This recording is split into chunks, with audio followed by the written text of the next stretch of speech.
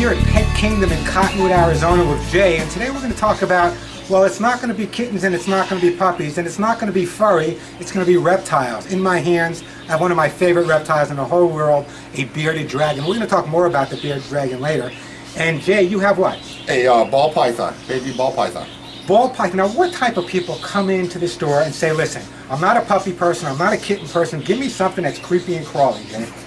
There's quite a few nowadays, actually. It's becoming a growing industry for us. Gosh, your kids love them, especially your boys. You're out here in the desert, they love these critters. They see the lizards everywhere, so they like them. They see the snakes. So those guys, and then people who may not own their own home, may want to, you know, they're easier than a fish tank to move around, yet just like any other pet. Listen, from my perspective, you don't have to walk them after the 11 o'clock news. You know, that's not so much here, but when you're living in New York, where I originally lived, right. It's like 3 degrees outside. That's not what you want to do. But I also understand there's a lot of kids that would love to have a pet. They'd love to have a dog. They'd love to have a cat, a ferret, even a pet rat. But because of allergies, they can't. So the alternative for them would be a reptile, whether it be a snake, a lizard, or even a tortoise, which we're going to take a look at in a little while. Now, when people come in here and they say, listen, you know, Jay, I want a snake, I want a lizard, it's more than just selling them a lizard or a snake. You really have to educate them in terms of the proper care, because they are cold-blooded animals, which means we're responsible for their environment. Correct.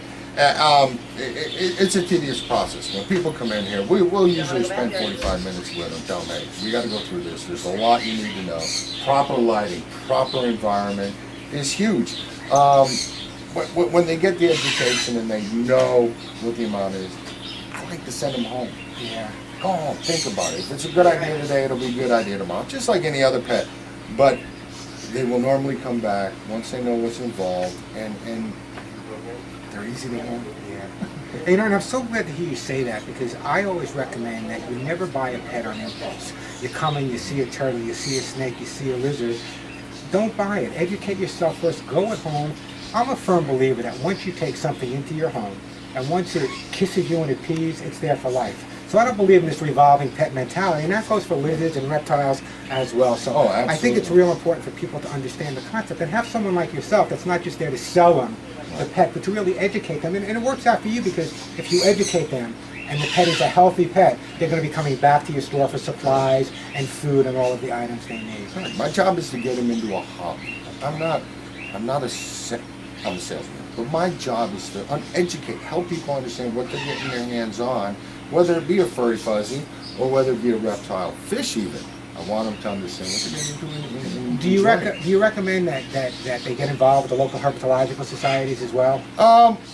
We haven't done a lot here in Cottonwood, but there are a lot of people, especially the reptile people, who are involved in different organizations. There's a gentleman here who rescues snakes and takes them in for people, and then we help them get homes for them. Well, why don't we do this, Jay? Let's put these guys away, and then we're going to take a walk around, and I'm going to show people some other reptiles. I'm going to talk about exactly what they need. So for you people out there, if you want to get into the hobby of reptiles and you want to set up that perfect vivarium for your lovable pet, I know some people don't think they're lovable, but even they have moms and dads. We're going to show you exactly the right way to set up the perfect vivarium and enjoy reptiles. Yes, you can enjoy them. We'll be right back. It's Reptile Day here at WarrenEckstein.com. I'm with Jay at Pet Kingdom in Cottonwood, Arizona. And we just talked a little bit about why some people get reptiles, but here's something a lot of people don't realize. When you go or decide that a reptile's right for you, and you're going to a really reliable pet shop owner like Jay or a breeder, you see these adorable, cute little bearded dragons, but do you realize that this cute little bearded dragon in not too long is going to be this, I think it's cute, but you might not think it's cute, bearded dragon. So remember, when you get a snake or a reptile, first of all, a lot of them live long. Some of the turtles, 40, 50, 60 years, even longer. But some of these live a long time. Remember though, you need to give them the right environment. And you know, it's kind of interesting, Jay, because I walked in the store today, and I'm an old timer. And I remember when you had to buy everything separate. You had to know what type of light to buy, what type of humidifier if you needed, what hot rocks if you needed under your pet. And I'm looking at this, and this is like bearded dragon heaven. This is like the bearded dragon died and came back to Earth. Everything you need to start out is in here. Yeah. And what are those items? Well, let's go down the list of everything they need. you get the reptile magazine, which is good. I mean, I tell them, get educated, whether it be on the internet, books, and I also tell them, understand where you're going for your information, and don't just take everybody's word. There's some really stupid information on the internet. Yeah, there is. So, your food or your water dish, food dish, your UVB light. The most important light. Tell them about it. Till I'm blue in the face, I tell people about UVB and the importance of it. UVB is different than a heat lamp. You have to have the UVB light to give the reptile the natural sunlight that it gets from outside. If in fact you put in front of a window, you're still cutting down on the amount of UVA, UVB rays that get through to the reptile.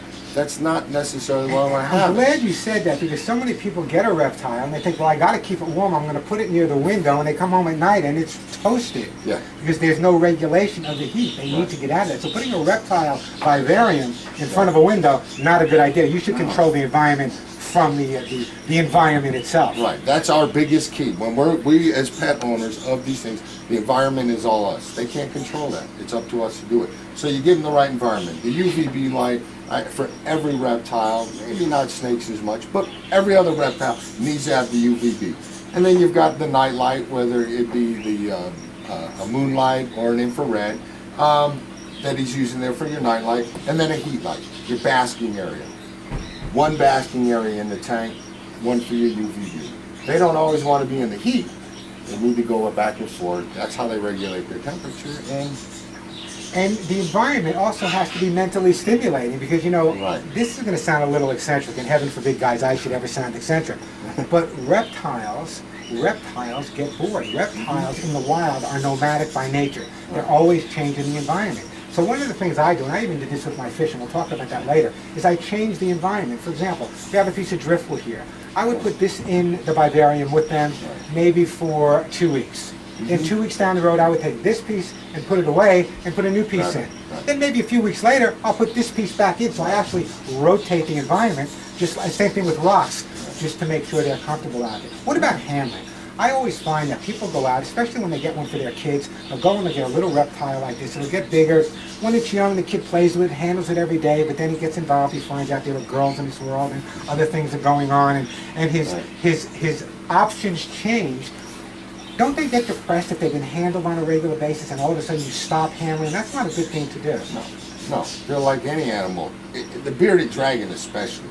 This is a very social animal. It likes to interact. If you ever look at a cage in a pet store, you're looking in at them. They're usually looking out at you. They're, hey, what you doing up? So they're interactive. You have to handle them forever, like a dog, like a cat. That's just because. What do you think? I've been battling this for years. What do you think the biggest reason that now even my assistant here, my producer here, is kind of standing a little further back than she would normally stand while she's shooting this, but that's not unusual. People do have phobias about reptiles. Now, lizards have eyelids. Right. Snakes don't have eyelids. So physiologically, it's really impossible to know if a snake ever sleeps. You can never be 100% positive that a snake is sleeping. And I think that's part of it. I also think that people are more apt to accept a lizard than they are to accept a snake. And I think it goes back to maybe biblical times, or maybe even the fact that they don't have legs. I think that's a big part of it. I remember doing a segment years ago with a legless lizard. Are you familiar with the legless lizard?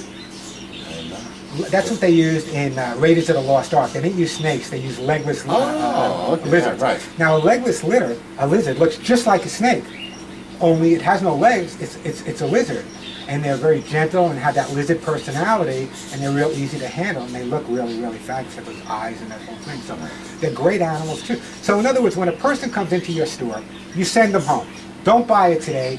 Go home, think about it, educate yourself, come back tomorrow, and we'll make the deal. And when we make the deal, I'm going to make sure when you leave Pet Kingdom in Cottonwood, Arizona, everything you need to keep that lizard or that snake or that turtle happy is going to be home with you from day one. Absolutely. That's what it is.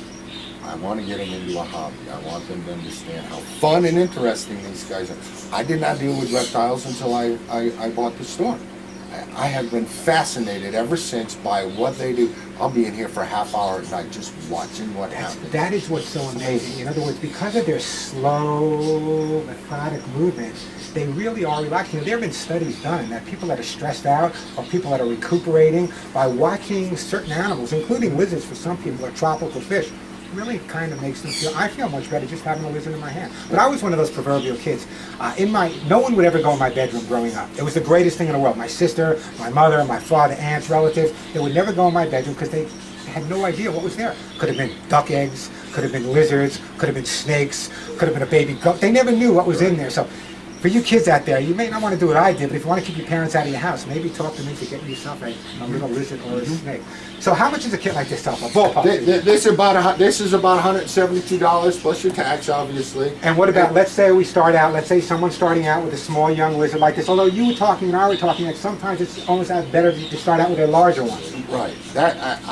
Again, I want people to understand what they're getting into. Exactly. This is not a cute little turtle or a cute little... This is what it's going to be. This is not a guppy. No. Enjoy this for what it is and understand they're going to get that big. And guys, appreciate reptiles for what they are. They're kind of prehistoric. They've been around forever and ever and ever. And for them to survive that many years, it's important for them to be able to adapt. Now, the only problem that they have is, can you adapt? Can you understand the concept of having a reptile as part of the family?